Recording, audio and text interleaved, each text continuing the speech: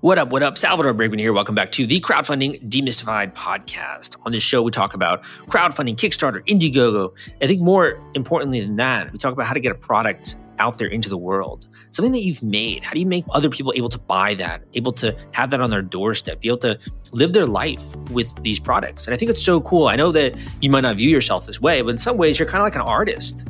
You're basically getting your creation made, and other people are just living their lives in your creation. And I think that's really salient for today's episode as well, where we talk with the team behind Secret Whiteboard, which is a recent Kickstarter campaign that raised over $235,000, mega successful, over 1,400 backers.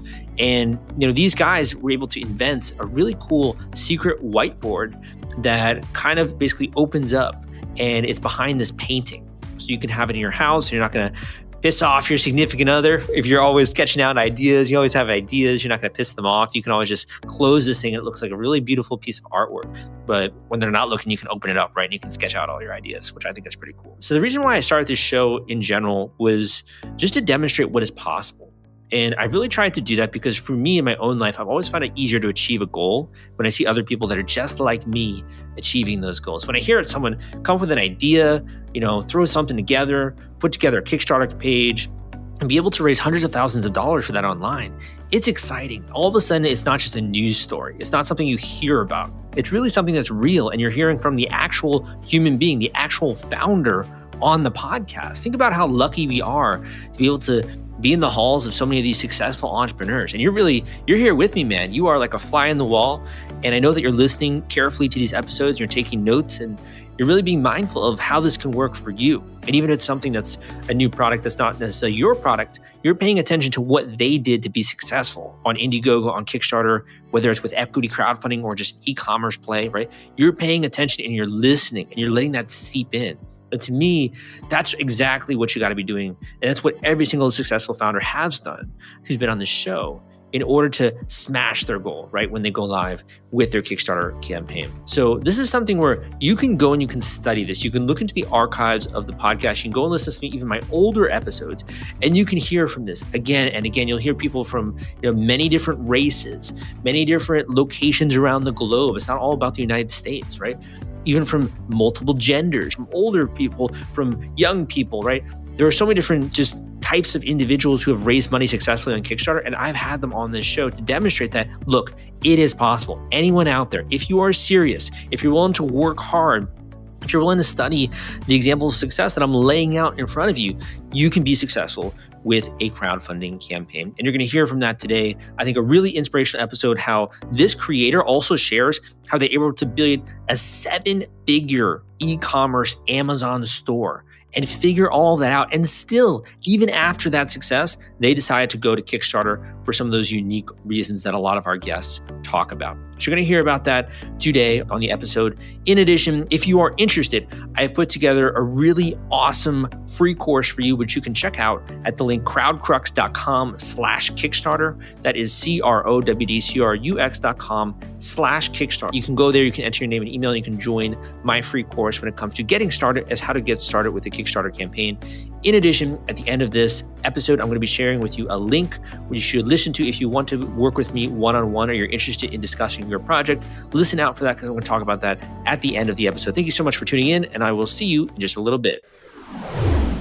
If you're worried about the fulfillment and shipping part of your Kickstarter campaign when it comes to getting out all those perks and rewards to your backers, rest assured, I've put together a complete Kickstarter fulfillment and shipping checklist for you, and it's free. This is sponsored by the folks at Fulfillrite, and they thought that you should have this checklist as part of your arsenal going into a crowdfunding campaign. If you want to get instant access to this checklist and it's free, you can go to fulfillrite.com/checklist. Again, that is fulfillrite.com/checklist.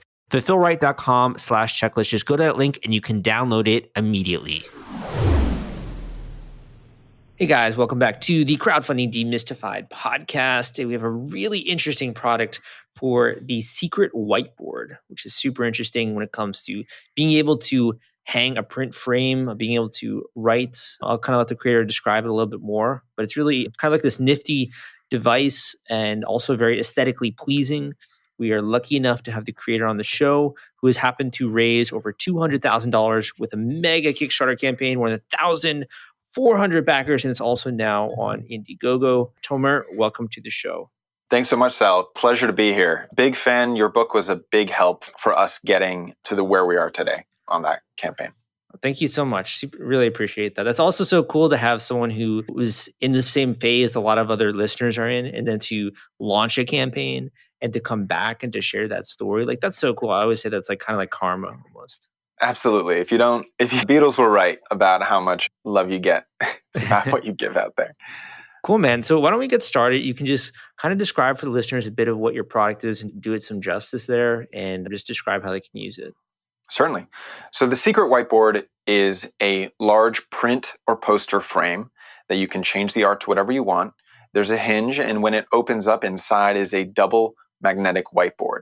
And it's recessed so you can store magnetic accessories, your papers, markers, erasers, and a few other accessories that we're working on at the moment in Secret that it should be fun to add in there. But the nice thing about it is that you can do your work, brainstorm, have your task list, etc., and then close it up when you want to turn off work, or maybe you're just hosting or on a video call and don't want the world to see what you're working on.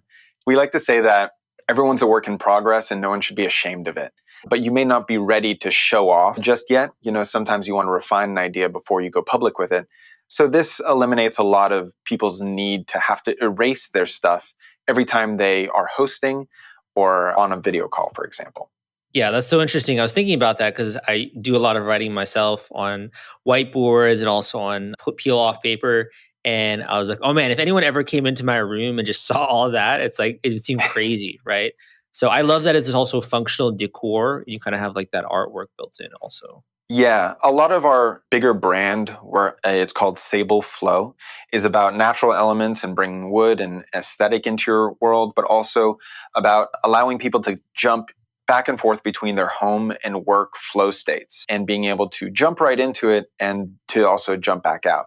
So I think there's something powerful about sort of closing that laptop and saying, I'm done for the day, or I'm now focused on my family and friends, or something else. A physical reminder is often very needed. I'm sure a lot of other entrepreneurs who are listening, who were like me, have so much on their mind, and it's very difficult often at the end of the day to actually turn off, which is where a big portion of this product came from in terms of my life. Also just like as a solution. Yeah. Also, just to build on that, I think with so many people working from home now, right? That used to be just the minimal number of people. Now it's like the mainstream. It's so hard to change your living space to your workspace, then back to your living space, right? Very much so. I was living in a small apartment at the time in Austin, Texas, and I care about how my space looks in general. And I like hosting, whether it be friends or a romantic partner, but I have too many projects, et cetera, or too many tasks, et cetera. But I wanted to have a whiteboard, but they are ugly as sin. So I wanted something that I can still have art up. So that literally solved both those things. A lot of the comments we got when we first started putting ads was like, duh, things like that, where it's like, it feels obvious, but it needs to be executed correctly. And so we spent a lot of time iterating on prototypes and manufacturing and really refining the design so that it actually works for as many different people in as many different settings and has like longevity and quality to it, because we just don't like to put out anything half-assed. So you kind of speak like a designer almost. What is your skill set and kind of what do you contribute to the project? Sure. So my light background was I started as a structural engineer in New York City, building skyscrapers. And I shifted out of there in order to have a little bit more freedom of time and space, and started my entrepreneurial journey and focused mostly on Amazon e-commerce. And from there, built a 7-figure store that we focus on building other people's brands and other people's products, and learned a lot of lessons about what works, etc. And so I have the supply chain elements down pretty well, but I've always been a aesthetic person and designer and painter. And that's always been an important element to me. And I just very much care about how things operate. A lot of my friends call me like a curator of experiences and or locations. I'm very particular about where I take my friends if we're going to all go out. And I think that translates here because it's about curating your space because your space affects you. It affects how you behave, it affects how you feel. And we want people to feel good in their homes or in their work. This does work as well for offices and other corporate I think settings. also just to add on to that, like you feel super agitated when your space is out of whack, right? It's just not kind of how you feel. You don't feel good. So I can totally see that and relate with that. At what point in time did you actually begin to work on the product? Was this a year ago, 6 months ago, 2 years ago? When did you actually start working on this? Sure. The concept came out about 2 years ago. Oddly, before pandemic caused everyone to stay inside. And I started working on sourcing it and went through several different manufacturers and refined the product as well, a few iterations there. So it's been an ongoing process, but life and making sure that you have basic cash flow to live get somewhat in the way here and there. And it took somewhat of a backseat until I kind of got the push, which was, hey, when are you actually going to launch this? And I'm the type of person who goes, good question. And then 2 months later, we have a set date and a launch and everything of that nature. I tend to act quickly once I've made a decision about it. And my biggest thing that I'm working on is improving my time between addressing the fact that there is an issue to making the decision on what the correct next move is. And I think as entrepreneurs, that keeps closing and becoming shorter and shorter. For you, when did you really make that decision that you were going to go all in with this campaign, this project? Yeah, I'd say about 4 to 5 months from the actual launch date. I decided to do so and then started putting all the pieces in place, really running the financial numbers and pushing more aggressively with a sourcing agent who I would say is one of the key things that has helped this process because it takes the time management of sourcing off of my plate and allows me to actually focus on the marketing, the launch, the ethos, and getting the word out. And then I just have to delegate and work on that person. So what exactly is a sourcing agent? Can you describe that for people in the audience? Sure. So a sourcing agent is someone, you could say, boots on the ground, whether they are in China, where we happen to be sourcing this first iteration, or whatever country you want to be in. And they have connections with manufacturers and they know the lay of the land. All they do all day is say, oh, what do you need? This product? Okay, I'm going to go find you someone to make it for you. What are your parameters? What are the things that are important to you? And then they go hunt that down. And I was lucky enough to find one who, through a bit of trial and error and improving our communication together, is very good at understanding what I care about and rejecting inappropriate quality, because there's a lot of things out there. And I'd say the two biggest things about actually finding the right manufacturer is someone who understands what and why you're making something, how you're making it, and communicates well.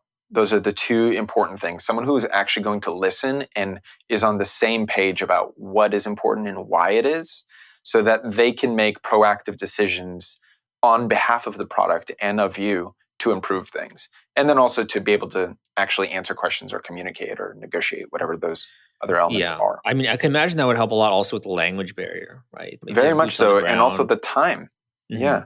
The time difference of myself, I'm in the US, and dealing with China, there's essentially a 12-hour delay, 13 hours, where it's difficult. Basically, there's an extra day of lag for every piece of communication, whereas you can set somebody up to go and aim at something, and then they can have full conversation throughout the day and then kind of come back to you. Here's what I got. What do you think of X, Y, and Z? And then you can give more direction.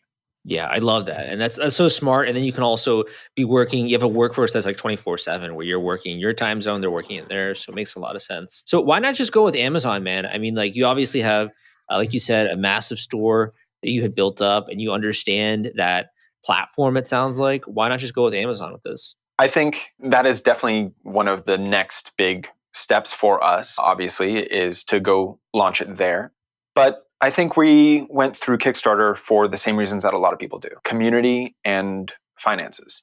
I would rather spend X amount on building our marketing materials and spreading the word and having people purchase a pre-order to fund the actual inventory and focus on the community and what we can bring to them and spreading the word and really building that groundswell and then using that to fund inventory. Whereas if you only have a certain amount of capital, then you're going to need to spend it on both of those things at the same time, which can be Got very it. debilitating, especially with lead times as they often are today with some of the slowdowns.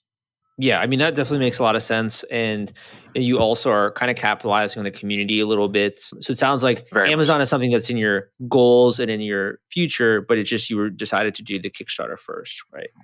Correct. And I would say the other element of it is that from a bit of light testing, but also pretty good intuition, because I myself am one of the key demographics for our product, knew that this would be a good one for Kickstarter.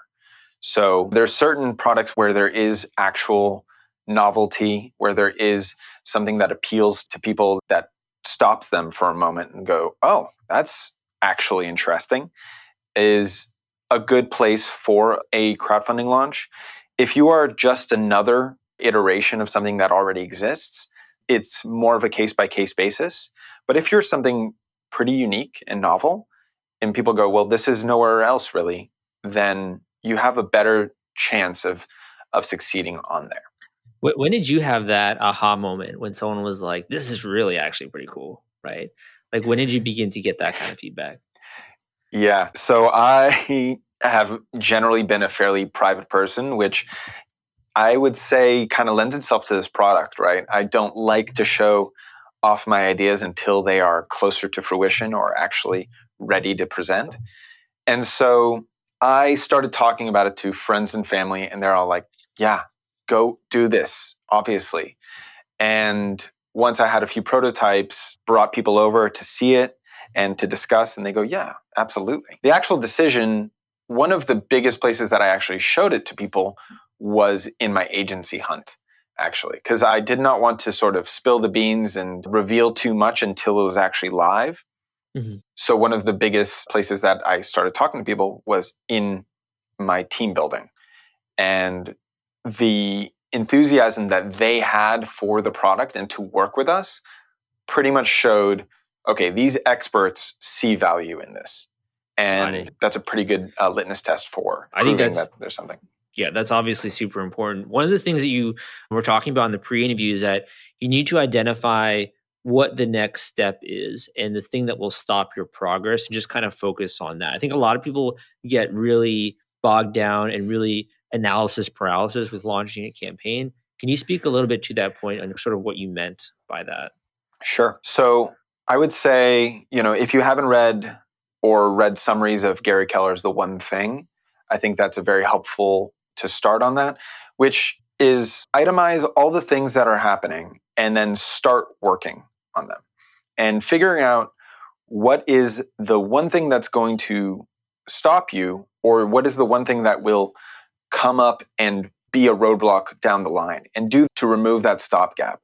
So for example, video production takes a lot longer than you think, and video editing takes a lot longer than you think. So in order to know that, hey, you have this launch date, you need to have a solid video that's going to be the main banner Video, that main Kickstarter video, the main thing that people are going to click on first to get introduced to you. You need to have all the pieces in place so that you can shoot it, so that they can edit it, and you can deliver it. And knowing sort of the rough timeline of that and being overly conservative, which I generally recommend for time and capital, knowing that's coming down the line, you go, oh, okay, then I need to have this script done by this date, rather than, oh, I just got to have a script done. Like knowing that critical path, which is a term from project management and construction. So I guess I brought that in from my structural engineering days. But building those skyscrapers. Yeah. yeah, that's right. But knowing ahead of time where things will stop you if you don't have them will identify for you what are the things that you need to do now. And then once those are done, you can hand them off. Because a lot of times in this setup, which is where so much of our work was, is you become the barrier to progress. Things are waiting for your approval or they're waiting for your input. And so you need to get them to the person so that they can do their job. And knowing and anticipating as much of that as possible is the important thing. So, which probably leads us kind of towards the next thing, which is building your team, because they can tell you what they need and when they need it. Yeah, definitely. So, I mean, just to kind of distill that. So, basically, being aware of the thing that is the roadblock and focusing on that or delegating that, it sounds like is really instrumental. And if you're not focusing on that, you could be doing a lot of stuff, but it's like, I'm not moving the project forward, kind of, right? Right, because there's always something interesting to do, especially on the marketing side. There's a lot of different. Procrastinating with work. Yeah. That's a great term. It's a great term. I feel like that oftentimes, then I have to catch myself. I go, oh, did I really do anything today, or did I just move things around a little bit? And I think 100%. delegating that helps a lot for sure. So, I mean, we're kind of flowing here naturally when it comes to the team, but I guess a lot of people that are doing their first product kind of want to do everything themselves. Why do you think having a team is such a powerful thing on your side, and why is that so important? I think the main reason for it is that you will be able to go further, right? It's faster alone, further together is kind of the motto that pushes a lot of companies in that direction, right? And the main thing is that you only have so much bandwidth to do so many things. I think if you're starting much earlier than I did in terms of I'm going to do a Kickstarter, and you know that you can do more of the elements by yourself, right?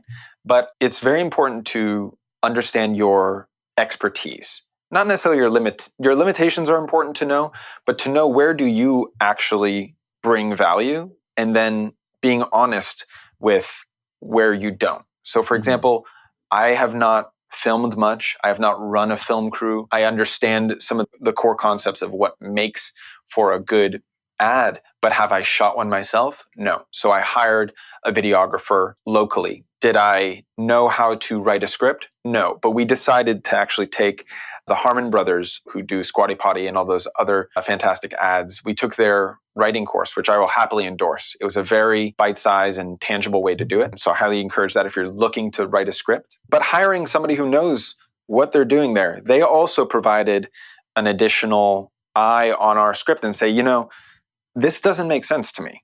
Like, I don't understand this portion, or why is this like this? We're generally lost in our own muck and have blinders on and do not see the things that are obvious or confusing to people because we're in it. And that's often another reason to bring in a team. From the function of the agency, we hired one. And one of the main reasons is because I did not have as much experience at the time with Facebook advertising. And I knew how important it was going to be, and that we allocated a percentage of our revenue to that, knowing that it's coming down the line. But I didn't know how to actually execute on it. Correct. So just to pause really quickly. So I want to get into that, but just one quick question. So a lot of the times I think we understand the reason, the importance to have the team now, okay? But how do you really pull that together as a beginning entrepreneur? Is this the entrepreneurial story of what you got to save up money from your business, you got to save up money from your job, and to really fund this venture, right? Is it, getting investment beforehand? Like, what are your thoughts on really injecting fire or fuel into that team, and some thoughts there? Absolutely. Capital is a very big element of this, right? You're raising funds, but you do not get those funds till after the campaign closes, until after it clears, XYZ. So you need to be able to front that initial spend on the creative assets, the creation of them, and on ads and any other people that you need to hire to work those. I was fortunate enough that I built a 7-figure Amazon store that I had sufficient cash flow to do certain things, but I took a loan from Amazon that they offered us. And that's because I had that available, which was an important element here. And I knew that, okay, if this fails, then at the very least, this over here was my cost of capital. And that was factored into it. And so I looked at it and I go, okay, for the course of this loan, is that cost of capital something that I could swing if this fails? And you have to look at it in both directions, right? And that's not a negative perspective, but that's just contingency perspective.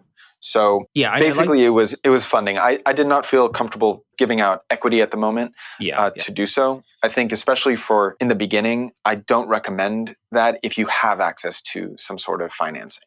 Yeah. And I mean, I think that says so much about your belief in the product, the fact that you're willing to stomach that uncertainty and move forward. That's amazing, I think, for other people to hear that you're willing to, put that on the line and to be willing to invest into the creative and such. That's what, frankly, you have to do, right? To get something to Hmm. the next level, you can actually show this to others. So, anyway, that being said, you were talking, sorry, about Facebook ads and the importance of that. So, we can kind of get into that, but just to kind of get into the launch a little bit. So, you've been doing all this activity. I'm sure you've been promoting a lot beforehand. You've gotten all the creative assets, you got everything together. What did it feel like that night or that day before you went live? I couldn't hear a lot because I could mainly just hear the thumping of my heart that day. It was very nerve-wracking, I'll say that much. And I also did not want to be the one to click launch, so I gave that privilege to my campaign managers on the agency side. I wanted to try and exercise stepping away. It was panic-ridden. And we funded in about, I forget if it was 48 or 72 hours, but it was fairly fast. And in full transparency, because this is a podcast for creators of Kickstarter campaigns, your public goal is generally not actually your break even. And that is mainly to get momentum and to build it up. And if you get there fast enough, it works well. And then the algorithm really appreciates you. I was so grateful that we received a good amount of traffic from Kickstarter itself. They gave us the logo of projects that we love, which was very beautiful Super to have cool. on there. And I was very honored by it because I know how much the community cares about that and listens to it. I would say you feel a lot of anxiety. And then once that hits, great. Then you have the long haul. It is a long, we did 40 days. It's a long 40 days that you need to keep your head down and focus on the things that work and focus on the things that you know you need to do, and don't worry too much about the day-to-day funding. If you keep a watch pot never boils, don't spend all day staring at it. Here and there, celebrate some big wins. When we hit 100K, that was a lovely dinner that we had, but it's about staying consistent and not scrambling on every moment. The other big one I would say is I handed off community management right away. And that's somebody to monitor and keep track of comments and questions that come in. And then they respond. And then they delegate to me here and there higher end questions or technical questions that they don't have answers to. And I think that freed me up from having to monitor it all the time and focus on the biggest levers I could pull, which might be additional marketing partnerships or other opportunities, and focusing on the product itself, making sure that it's being developed and manufactured correctly. Totally. So to kind of fast forward here, let's just say you're at that 100K mark, you're able to hit that and you're having that dinner. What did that feel like? Because you had started this process, like you said, 2 years ago, start getting serious 5 to 6 months ago. You just got a couple of friends and family telling you this. And all of a sudden you got a ton of people around the world excited about this product, backing it, really depending and believing in you to deliver this. What was that like on the 100K? And what are some of the things you learned, do you think, at that point? Yeah, I would say that it's definitely a wow moment for yourself. You're like, wow, it's real. People get it. They get it. And it's very hard to quantify into words, but I tried to stay calm throughout it. Here and there, you have your wake up in the middle of the night thinking you left the oven on, metaphorically speaking. And so that happens, or a few key comments come in where someone is excited or very upset about one thing or another. That's the way that commerce works. You need to be prepared for some of the punches to the gut. But it was exhilarating, and knowing that we really need to make this a reality. But the nice thing is that I was planning on doing that anyway. So you're welcome, guys. You know what I mean? I would say you commented on the confidence earlier.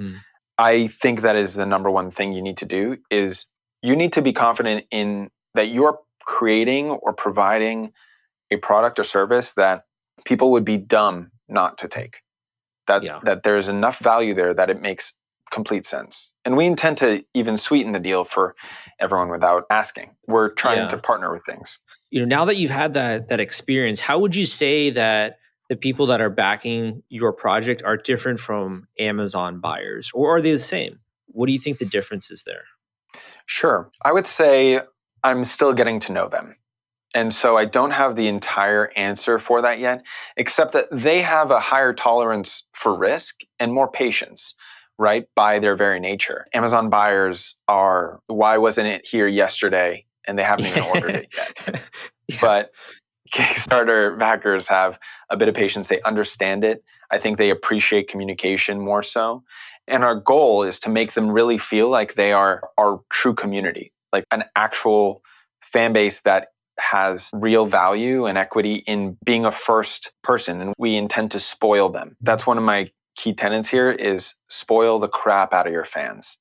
And whether they ask for it or not, just provide as much value. Did anything surprise you as you were running the campaign in terms of what was popular, what was unpopular, what people liked about it? Maybe any places that covered you? Did anything surprise you throughout the process? A little bit. Like right in the beginning, the first 5 questions we had was, "Hi, how can I buy more?" And I was like, so that was one of the biggest things was, okay, well, let's just make it so people can. And because a lot of people wanted to buy multiple sizes. And that was such a lovely surprise that the value per customer was so much higher and people want it for different reasons, and which makes sense. Like with the products that I have in my home of it, I have one in my office and we have a small one in the kitchen because it's nice to be able to jot down quick grocery list items and then hop home or hop to the grocery store, or when we're making our order, have it there. So there are different use cases and people want it in that way. That was a lovely surprise. I'm trying to think of maybe a negative surprise. I don't know that there is one that comes to mind at the moment. I think those are generally problems that I've resolved. Yeah. I mean, that's cool. I mean, one of the things I think for me, just looking at the products that surprised me so much is just the aesthetic appeal and the cool artwork that you were able to incorporate there. That's what definitely caught my eye. And then it kind of folds open. It's like, wow, like it almost gives you that sense of surprise, right? That's very kind. Yeah. So the aesthetic is very important to us. And, we decided to have artwork that matched our brand identity and brand colors so that there's a unifying theme. But we've decided, and we're going to be, asking the audience soon, hey, what do you guys want included in this? And it's going to be, I really care about making something that is accessible and usable, essentially out of the box. So every piece will come with artwork and mounting equipment, etc. So you can put it up right there on the spot, ready to go. It'll have a marker and eraser, etc. Everything that you need. But when you are ready to customize it, you can add your own artwork. Maybe you just love a motivational, hang in there, kitty poster, or you're just still holding on to that Pulp Fiction from undergrad. They'll all fit in there so you can really customize your space, because it's about empowering people to make their space their own from a productivity and aesthetic angle. And we intend to provide a lot of content around that to help facilitate it. Very cool. So I just have one or two more questions for you. But before we do you have anything else you'd like to share with the audience that I haven't covered in the way of what worked, or any kind of tricks, or anything you'd like to share there? I think we kind of hit a lot of the main things, but an interesting one that I picked up from one of your previous podcast episodes. You had someone who was quite a good agency owner or advertiser, and they talked about A/B testing specific ads and doing it in a stepwise fashion where you just put text on a black ad. Eli Regalado. Yeah. Thank you. Yes, that was a fantastic episode. I recommend people, and maybe you'll put the link or episode number. Yeah. But the core concept there, to reiterate, was build your ads and test in a stepwise fashion. So just text with no image, see what people respond to. Then just images, no text. Then iterate on both of those to refine, and then combine and iterate on those. Very quickly, you can get to your key ads, but we used that concept to also refine for our key taglines and our main images. Your assumptions are generally wrong, is kind of how it is. Especially because of kind of what I said earlier, you have your blinders, you like what you like, but it's more about what people respond to when they're scrolling, or when what catches their eye, what they physically or emotionally respond to. Yeah. One of our weirdest ads, I was like, really, this worked? It was just like, does your work from home setup suck? And I was like, that's the line that worked. Okay, cool, great, surprise. But I think use that as a very inexpensive way to refine the copy on your campaign. I think it's a Makes very sense. effective tool. And it's obviously you're dealing with real people. That's super cool. So, I mean, first of all, where can people go and learn more? I know you're doing it going on Indiegogo now. Where can people go and learn more about the Secret Whiteboard? Absolutely. This link that I'm going to say will always lead you to where you need to be, which is our parent brand that I've created. It's called Sable Flow. And so you can find it at sableflow.com, SABLEFLOW. And that's where all our social media is. And in general, we're always just redirecting at the moment to wherever we're currently live, or that will be the website at the time in case people listen to this later on. Okay. The second question I had for you was, is this kind of the start for you of building a entirely new brand? You foresee coming out with new products in the future, new campaigns around this kind of niche? 100%. So this is what I would call our flagship product. It conveys the ethos of the brand and is unique, novel, and solves a very specific purpose. We have a lot of accessories coming in on the work that support it, and also a few other unique items and projects that are akin to it that we'll probably do either future Kickstarter launches or we'll do something else. You know, I highly respect some of the brands that have really made Kickstarter their way that they launch, you know, whether it be Rocketbook or Rocketbook, that was very beautiful products, or Remarkable did it there, and I forget the photography brand, but they generally launch over there. And we intend to build a full brand and eventually have a full product line so you can essentially decorate your entire home or space with our stuff. We hope to eventually be like a West Elm of sorts. Very cool. But you got one thing at a time, and focusing on providing people the right value for each piece. Awesome, that really man. Solves a problem. So my final question for you is, you know, I think your product can also be used by a lot of creators in the audience to sketch out their ideas, or when it comes to putting together new campaigns or projects, and also not drive their significant other crazy, probably, with all of these whiteboards and all these things around the house, right? If you were to give a little bit of either a final word of encouragement, a final tip, something you wish you knew, or that nudge to just kind of get started on that idea, what would you say if you were to speak directly to a listener of this show? Sure. I would say if you have an idea, the best thing that you can do is to talk to a few people about it. A lot of people are very cagey about sharing their idea. The first one that you have is not necessarily the right one, but the fourth one might be. And understanding what it is and why it is important. So educate yourself on how product market fit matters, and also take a few key risks in terms of betting on yourself. At the end of the day, that's what this is, and trusting your gut, and then trusting the research. Take your time and figure out what the path is and what the next step would be. What would be the smallest increment that you could do, instead of just saying, launching a Kickstarter. Instead, it's, okay, I'm going to find some suppliers ahead of time and try and work on a prototype.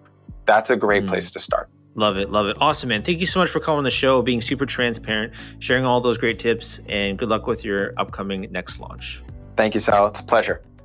Thank you for listening to this episode of the Crowdfunding Demystified podcast. Again, my name is Salvador Briggman. Thank you for listening to this episode of the podcast. It means so much to me. It means so much to me, man. If you just take a second to give me a good rating and review. If you're listening to this on iTunes or on Spotify, I know it takes a little bit of work, but it would mean so much to me. It's kind of like almost like tipping me, honestly, because I love to read through those reviews. It just fills me with warmth, and it gets me so passionate and excited to put out more content for you. If you're listening to this on YouTube, take a second to say something kind below in the comments section to kind of combat all those haters. Give me a thumbs up as well. Also, I am on Instagram. If you want to search me up now, you can go and search my name, Salvador Briggman, and I am on Instagram, like the young kids, folks. And finally, I mentioned in the beginning, if you're interested in working with me, I'm going to share 2 links with you today. So one is if you are looking to learn it yourself and really want to gain access to what I've discovered when it comes to a couple of unique tactics and ways in order to get funded very quickly, even if you don't have a huge following. So I'm going to share that link first, and then we're going to talk about if you want to work one-on-one with me in an intensive session. I'm going to share a link for that. So the first link, if you're interested in figuring this whole thing out and you don't want to wait around reading lots of blog posts, listen to lots of podcasts, watching videos, like doing all this kind of stuff, and you really just want it to deliver straight to you. This is really just the cream of the crop. If you want to understand exactly what you have to do in order to get funding instantly on Kickstarter and also to have a surge of funding throughout your campaign, and some of the easy ways in order to do that, some of the tricks of the trade, even if you don't have a big following, I'm going to share this link, which you can check out at crowdcrux.com/masterclass. Okay, that link is crowdcrux.com/masterclass. Okay, crowdcrux.com/masterclass. Go there and you can watch my workshop and you can tune in and I will teach you how to do one of these campaigns right. The second link is really for those of you who want a little bit more personalized attention. And why do we want personalized attention? I think it's so important in life when you're trying to do something. It's so frustrating to me, man. It is so frustrating when I'm trying to do something new and I can't get an expert to help me out. Because I'm figuring this all out myself, or I have some shoddy experts, people who don't really know what they're talking about, trying to help me. And it's just not good information, and then you're going down the wrong path for a good couple of months with whatever you're trying to do. If you get some bad advice when it comes to fitness, you get some bad advice when it comes to legal issues, bad advice when it comes to financial issues, right? All of a sudden, you're doing the wrong stuff and you paid for that advice and it was bad advice. So one of the best things you can do is you can surround yourself with a team of individuals who know what they're talking about, who understand what it is that you're trying to achieve, who have dealt with problems before. And it's one of the surest paths to success because you can then work from all their existing knowledge and you can get them to look over what it is that you're trying to do. If you're trying to, for example, start a business or trying to save on taxes, you need a good CPA, right? You need a good lawyer, you need a good accountant, you need a good doctor if it's something that you're looking for the medical reasons, right? Same thing goes with crowdfunding. You need a good crowdfunding coach. You need someone who knows what they're talking about. So if you'd like to book a one-on-one intensive session with me where we go throughout your entire project, homework items, action items, introduce you to resources, introduce you to things you might not know about, you can go to this link and book a one-on-one coaching call with me. And I don't always do these because my schedule honestly does fill up very quickly, but I am doing them right now. So if you're interested, go now to this link and book a one-on-one coaching call with me. That link is crowdcrux.com/coaching. Go to crowdcrux.com/coaching. Again, crowdcrux.com/coaching, crowdcrux.com/coaching. Enter a little bit of information. Tell me about what you're trying to achieve. Share as much as you can so I can be more helpful to you and we can get that call scheduled ASAP. My friend, thank you so much for tuning in. I do this podcast. I've been doing it for a long time and I love bringing on success stories and I always learn something new and I hope that you did in today's episode. I hope you have a killer week. Take some action, my friend. Get out there, spend some time and really think through what it is that you're trying to accomplish here because that way people like myself can help you so much more. Thanks for listening and I will see you next time.